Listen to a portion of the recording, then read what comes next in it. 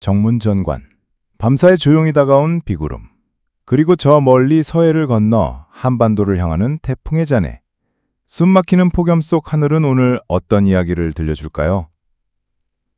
태풍 제9호 크로사는 일본 간토 지방을 스치듯 지나 현재는 일본 동쪽해상으로 멀어져 가고 있습니다. 그 뒤를 이어 태풍 제14호 바이루의 후보인 열대저압부가 빠르게 일본 간토 남쪽 해역을 지나고 있지만 예상보다 태풍으로의 발달은 더디게 진행되고 있습니다. 한편 태풍 제8호 코마이에서 약화된 열대저압부는 서해를 건너 우리나라로 접근하고 있습니다.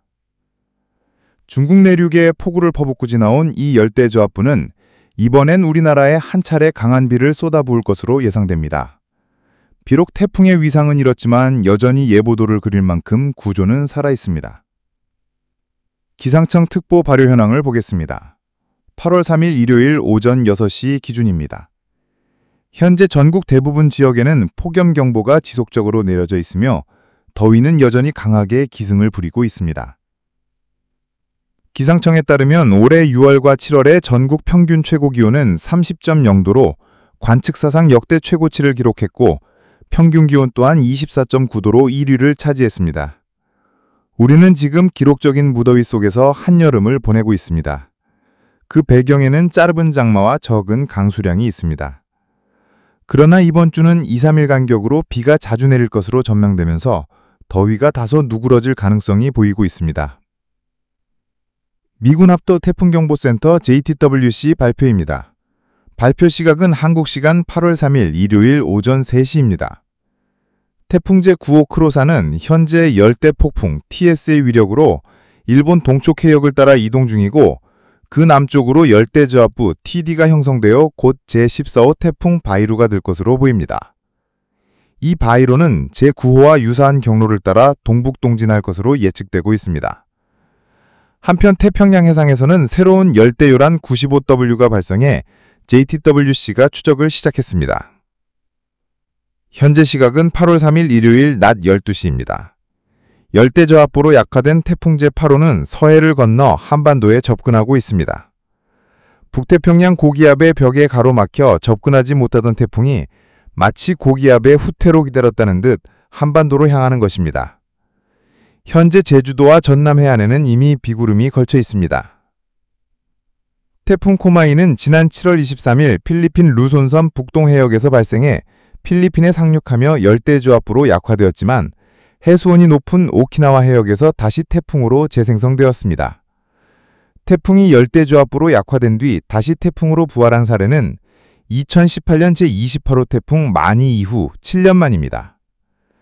이 태풍은 필리핀에 큰 홍수를 일으켜 25명이 사망하고 28만 명의 이재민이 발생했습니다.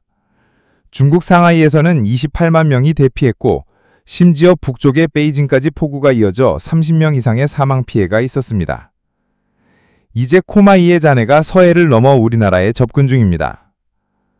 북태평양 고기압은 그 경계선을 더 북쪽으로 밀고 있습니다. 제9호 크로사와 제14호 바이로는 이 북태평양 고기압의 가장자리를 따라 동북동진하고 있는데요. 이 바이로는 시청자 현우님께서 댓글로 언급하신 대로 2013년 슈퍼태풍 하이엔이 제명되면서 중국이 새로 제출한 이름으로 바이로는 중국어로 하얀 사슴을 의미합니다. 참고로 슈퍼태풍 하이엔은 2013년 11월 필리핀 동쪽 해역에서 발생해 최대 풍속 시속 315km, 중심기압 895헥토파스칼이라는 위력적인 강도로 8,000명 이상의 사망자를 남긴 초강력 태풍이었습니다.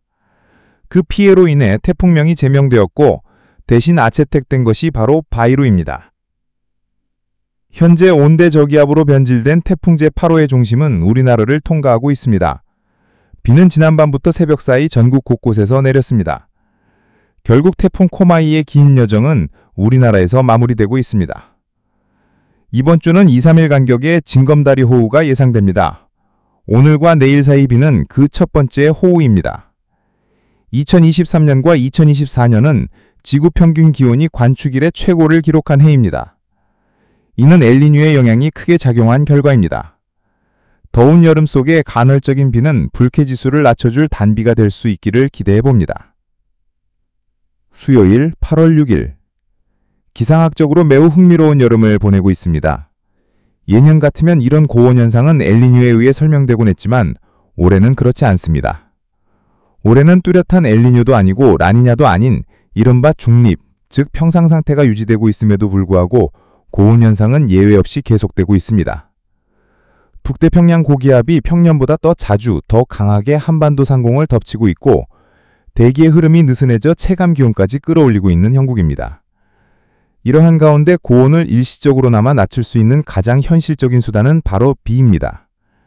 지금 우리에게 필요한 것은 폭우가 아닌 땅을 촉촉히 적시고 공기를 식혀줄 단비입니다. 우리나라 상공에는 동서방향으로 길게 정체전선에 비구름대가 걸려 있습니다. 정체전선은 북쪽에서 찬 공기, 남쪽에서 더운 공기가 서로 충돌하며 만들어진 경계선입니다. 이 경계선이 우리나라를 중심으로 형성되고 여기에 고도가 높은 상층에서 한기를 머금은 기압골이 남하하면서 불안정성을 더해주고 있습니다. 다시 말해 북쪽에서 내려오는 한기와 남쪽에서 끌려 올라오는 남서풍의 따뜻한 공기가 충돌하는 지점에서 대기가 심하게 요동치고 있는 상황입니다. 이로 인해 전국 대부분 지역에서 비가 내릴 것으로 보이며 이번 비는 8월 두 번째로 내리는 본격적인 호우가 될 가능성이 큽니다. 비는 북쪽에서 시작해 중부지방을 거쳐 남부지방으로 천천히 이동하며 시간차를 두고 퍼질 것으로 예상됩니다. 특히 남부지방에서는 지역에 따라 시간당 30mm가 넘는 강한 집중호우가 쏟아질 가능성도 염두에 두어야 하겠습니다. 정체전선은 점차 남하하면서 제주도 부근까지 내려갈 것으로 보입니다. 현재 중국 내륙 쪽에는 상대적으로 안정된 고기압이 자리 잡고 있고 반면 일본 열도 쪽에는 저기압이 자리하면서 동서간 기압차가 형성되었습니다.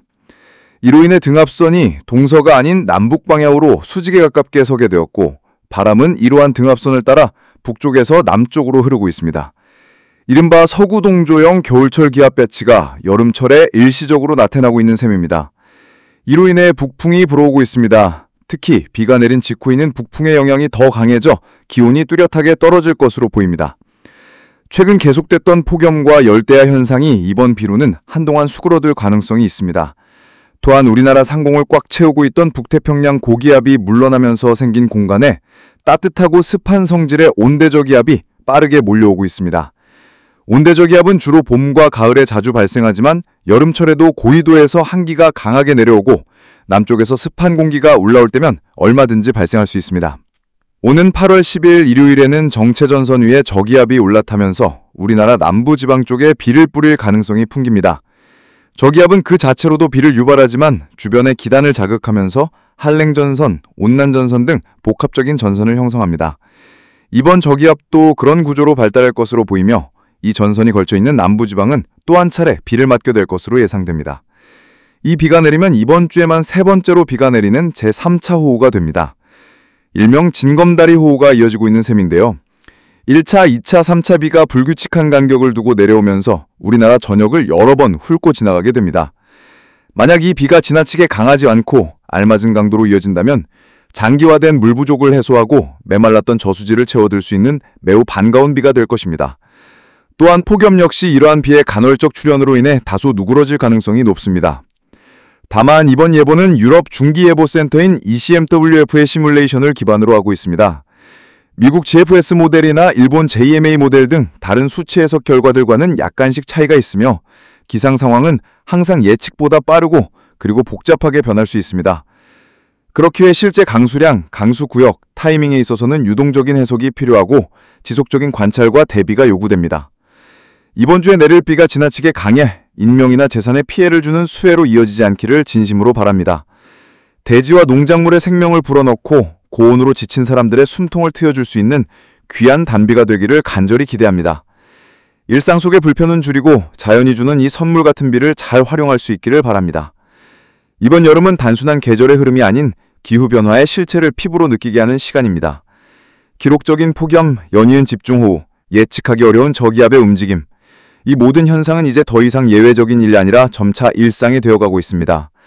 우리는 기후위기의 시대를 살고 있고 날씨는 더 이상 단순한 일기예보의 영역이 아니라 우리의 삶과 생존을 좌우하는 가장 중요한 변수 중 하나입니다. 이런 가운데 비는 때로 위협이 되지만 또 한편으론 생명입니다.